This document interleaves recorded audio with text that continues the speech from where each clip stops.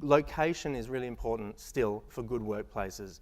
And the more that work can be done anywhere, the more important it gets. And it's about where you're located in the city, but it's also about the amenity and activity that's happening around you in the city and how your people and your organisation can tap into that and blur their lives across their outside life and their work inside the office. And whether you're, the Sydney Theatre Company in Sydney or Alibaba in Hangzhou or Apple in Singapore or a health company like Medibank in Melbourne, the realisation that's common to all of them is that this future, even if we don't know quite what it is, the one thing it definitely is, it's about people.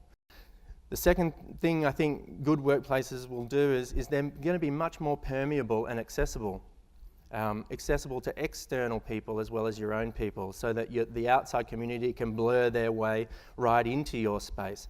Maybe it's about putting things in a space, putting things side by side that you didn't think might have been able to go side by side. Maybe your kitchen table in your office can go right in the middle of the office and be part of where people have conversations.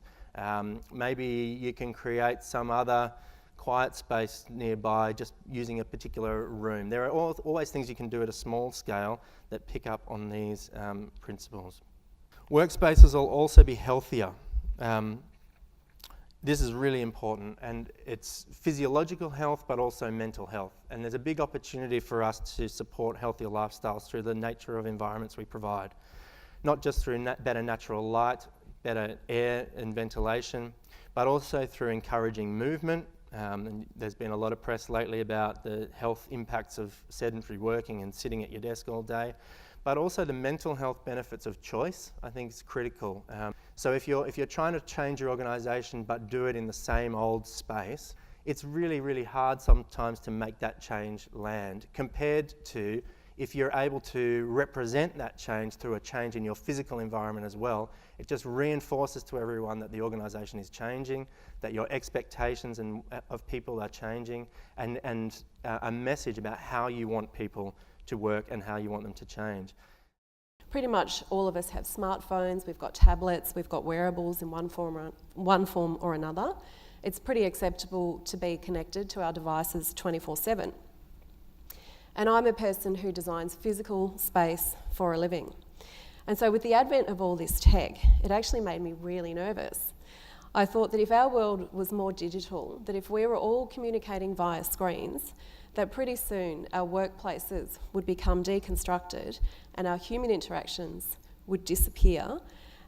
What has really happened is that technology has absolutely and fundamentally changed our behaviours, but it hasn't changed our need for physical spaces. A few years ago, Marissa Mayer, who's the CEO of Yahoo, and previously she'd been a senior exec at Google, so she knew what she was doing in terms of workplace. She deemed that in order to improve the culture of Yahoo, everyone had to come back to the office. No more working from home, no more remote working, no more phoning it in. People had to physically be in the office to do their work. And so there was a huge outcry from the business community and the working community over this, not to mention a huge outcry from the Yahoos themselves. And their detractors complained. They said this was about presenteeism, it was about control, it was about line of sight management, all of these negative things. However, I have to disagree. As one of those resentful Gen Xers, I agree with Maya. We've seen it in our work so many times that when we work with other organisations that are disjointed and disconnected, their staff is constantly on the road, there's no opportunity for them to create a culture, and there's no opportunity for that business to then take itself to the next level if the people in that business are predominantly absent. So I don't think you can underestimate the importance of human interaction between employees as it relates to the success of that business. Google is a business that understands this probably better than most. You would have all seen examples of their workplaces on the internet, and you would have seen some of the crazy stuff that they do, and you probably would have been a bit jealous and wanted to work at Google, or you probably would have wanted to have some of those things in your own workplace. So that physical environment is a huge part of their recruitment strategy. When you go to an interview at Google, you know already what their culture's like, and you know that you want to be a part of that. And it relates back to some of the things Steve was saying too about the environment being a key part of that recruitment strategy and the attraction for new staff. And statistics that I've read recently have shown that it's harder to get a job at Google than it is to get into Yale or Stanford or Harvard universities. So they get 3 million job applications a year, and your odds of getting a job at Google are 0.2%. So what is it about their workplaces that are so attractive? Well, I think there's a few reasons why Googlers never want to leave the office. Apart from the opportunity and the role itself, food. Food is a massive part of their culture, and meals, snacks, fabulous dining spaces are available 24/7.